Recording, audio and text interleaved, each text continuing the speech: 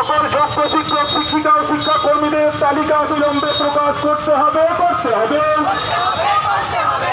সকল যোগ্য শিক্ষক শিক্ষিকা ও শিক্ষাকর্মীদের তালিকা অবিলম্বে প্রকাশ করতে হবে।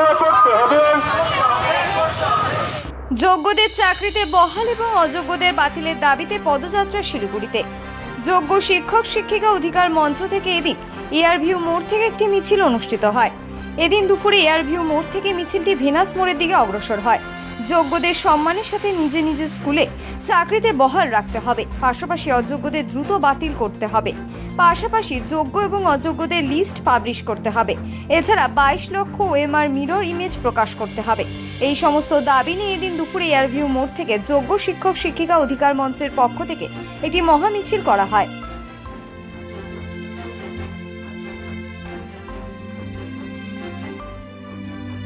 মিছিল করে ভেনাস মোড়ে যাব, সেখানে গিয়ে আমরা পথসভা করব।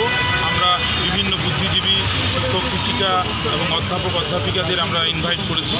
মৌখিকভাবে ওনারা আসতে চেয়েছেন। ওনারা আসলে ওনাদেরকে দিয়ে আমাদের সম্পর্কে ওনাদেরকে বলবো এবং আমাদের যে কর্মসূচি, আমাদের বক্তব্য, আমাদের দাবি দেওয়া সেটা জনগণের কাছে তুলে ধরবো। আর কি কর্মসূচি আছে এই বাদ দিয়ে? এটা বাদ দিয়ে আর কি কর্মসূচি রয়েছে আজকে? মিছিলের পরে আমাদের পথসভা হবে, পথসভার মাধ্যমে আমাদের কর্মসূচি, তারপরে হচ্ছে গণস্বাক্ষর হবে। কতজন উপস্থিত থাকবেন কি মনে করছেন? আমাদের দেখুন, শিলিগুড়ি দার্জিলিং এডুকেশন জেলাতে আমরা মোটামুটি ধরুন 300 জন আছি শিক্ষক শিক্ষিকা এবং শিক্ষাকর্মীবৃন্দ নিয়ে। তার সাথে ধরুন আমাদের বিভিন্ন স্কুলের শিক্ষক শিক্ষিকাদেরকে আমরা আমন্ত্রণ করেছি, ওনারা আসবেন এবং বিভিন্ন বুদ্ধিজীবী অ্যাক্টিভিস্টরা আসতে পারেন। আপনাদের দাবিগুলো কি রয়েছে? আমাদের দাবিগুলো দেখুন, আমাদের দাবি হলো 22 লক্ষ যে মিরর ইমেজ আছে সিবিআই উদ্ধার করা হার্ড ডিস্কে, সেটাকে ইমিডিয়েট পাবলিশ করতে হবে। আমাদের যোগ্য এবং অযোগ্যদের লিস্টটাকে এসএসসিকে সার্টিফাইড করতে হবে এবং সেটা পাবলিশ করতে হবে ওয়েবসাইটে এবং সংবাদপত্রে পাবলিশ করতে হবে।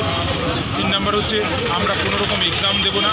আমাদেরকে আমরা যে সাবজেক্ট এবং যে পদে ছিলাম সেই পদে পুনর্বহাল করতে হবে এবং সেটা চিরস্থায়ী পুনর্বহাল করতে হবে, 9 মাসের জন্য না। আপনার নামটা? আমার নাম সেলিম জাফর, শিলিগুড়ি বয়েজ হাই স্কুলের রাষ্ট্রবিজ্ঞানের শিক্ষক।